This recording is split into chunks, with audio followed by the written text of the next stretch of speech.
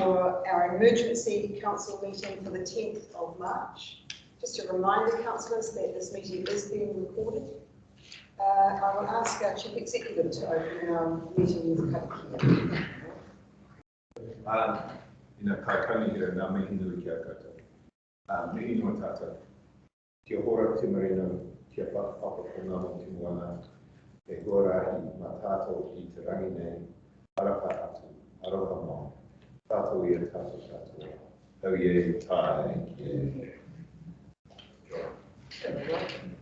Just a reminder, we have one item on the agenda, but if there's an interest, they can declare that now, would be good.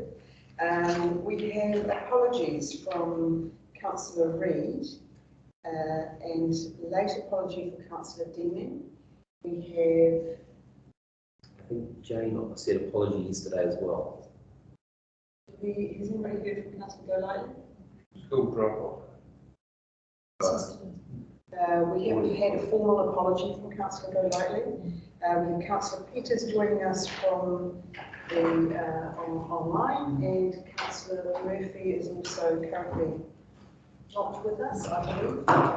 Check the list. Yes, I'm here. Thank you, Councillor Murphy.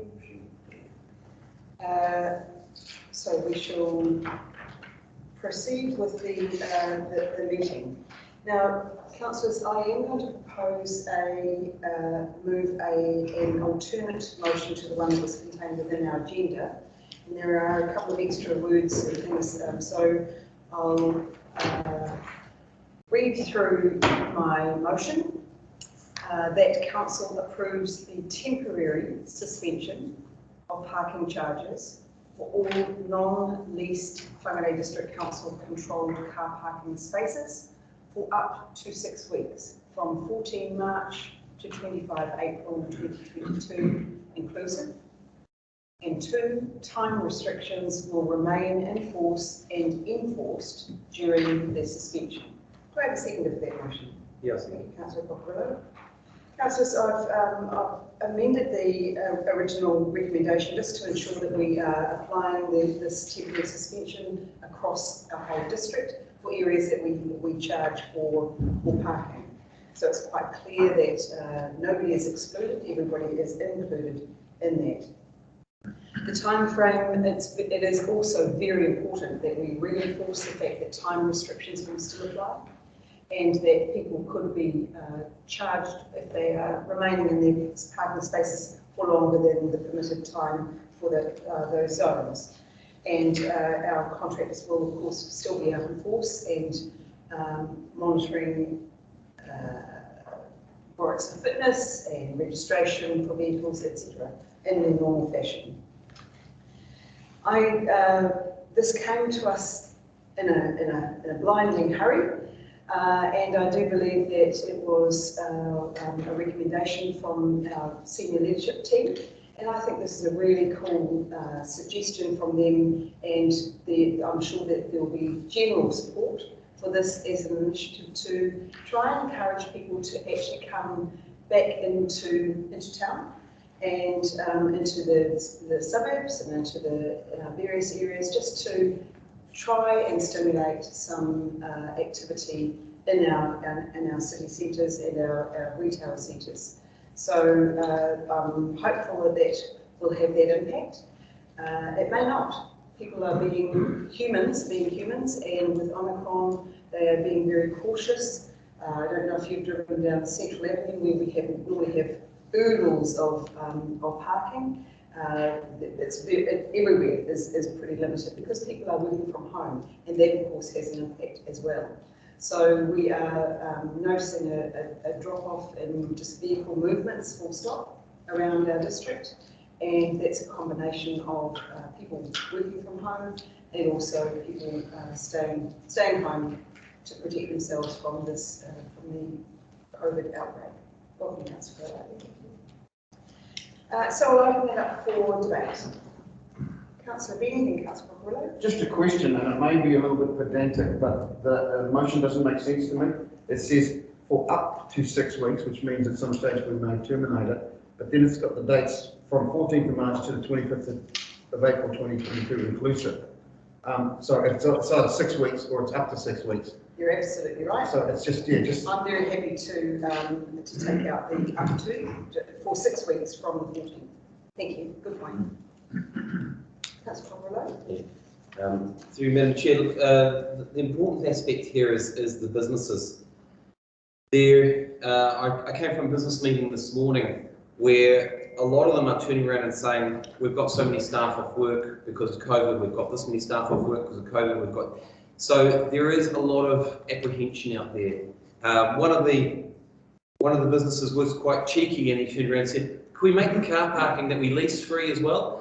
And I had to just smile at him because I know that while council has got control over the public car parking side, the leased car parks are actually with the contract, so it's a slightly different arrangement.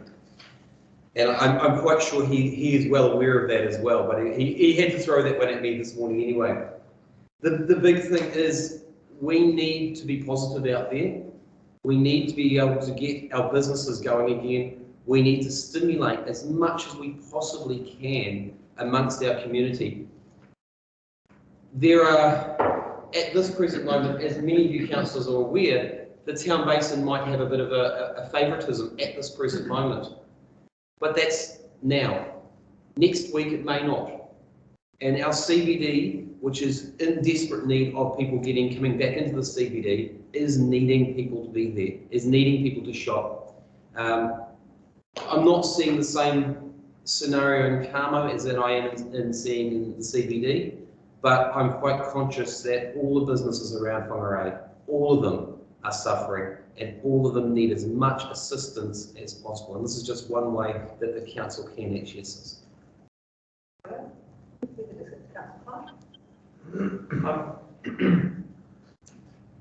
Why has this been needed to be brought to an emergency meeting? We have a meeting later on this month, which is only essentially another week. Why is it so urgent that it needs to be right at this point in time? It's kind of odd.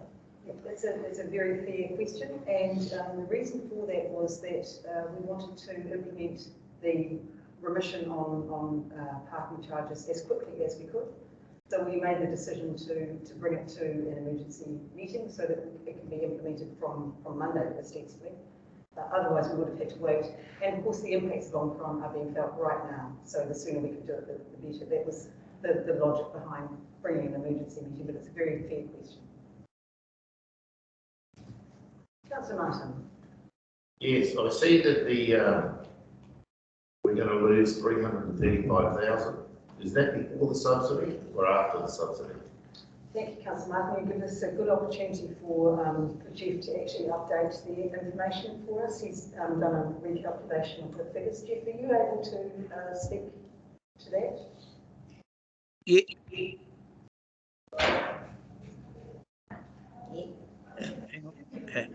Yes, good morning, councillors.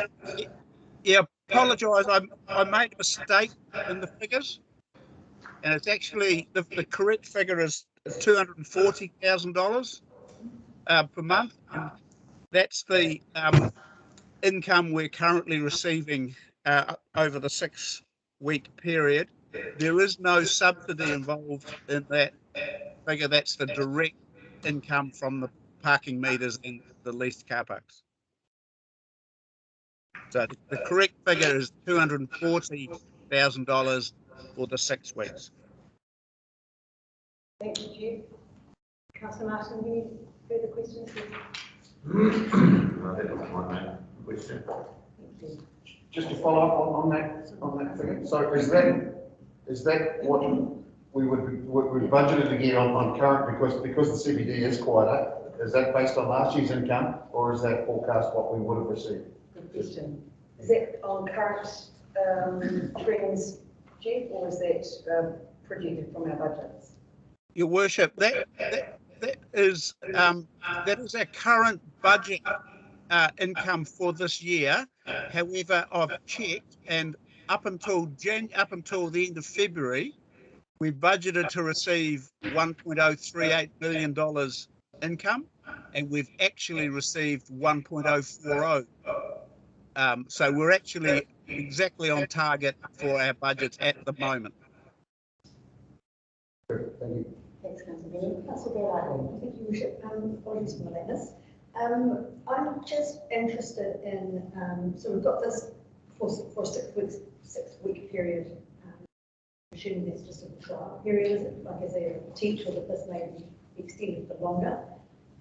That's my question. But I'm just wondering, like, how, we want to encourage the people back into the CBD. How are we going to monitor the response to people coming back into the CBD? The CBD has been pretty quiet for years, I feel. So I'm just sort of like, 6 weeks. Are we actually going to monitor is it going to be a successful campaign, I suppose? But how are we going to monitor it? There's two things there. In terms of monitoring, look, we've literally put this together in 24 hours, so I don't think we'll have any material way of monitoring it other than impressions, and that'd be literally the only way you can do that. So the situation with people coming back to the CBD, look, this is intended to. We're also going to put around this a little campaign encouraging people to come back. So we don't have any funds for that. We're diverting funds from from Council News and all sorts of things to do it. But we're going to say your team needs your support now. Your central city businesses need your support. We've made parking free, so come in and do all the right things with your mask and your sanitizer, but just get in and help them out. So that's the reason for it. In terms of making it permanent.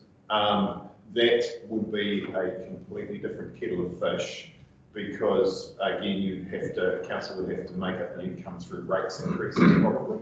And I would suggest that the LTP or not this coming year's annual plan, because quite frankly, we're too far down the track, the following year's annual plan would be the opportunity to do that.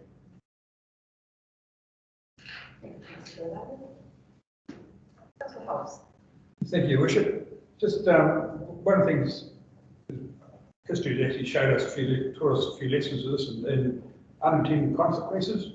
In this case, although the motion is fine, it's about people manoeuvring into spaces where they would not have normally done, and notice the workers actually go and park close to their shops. So it'd be great if we could send a message out there that we're doing exceptional work to offer a subsidy or free parking. But please to the owners, that they get to the staff and say, park in your normal place and leave the shop from spaces available for shoppers. So that's what we're after. We want income to come into the CBD. And if we all work together, we're showing a willingness to work, and I think we work together, we can actually achieve something. So we don't want to leave it at that. Very good point, Councillor Holt.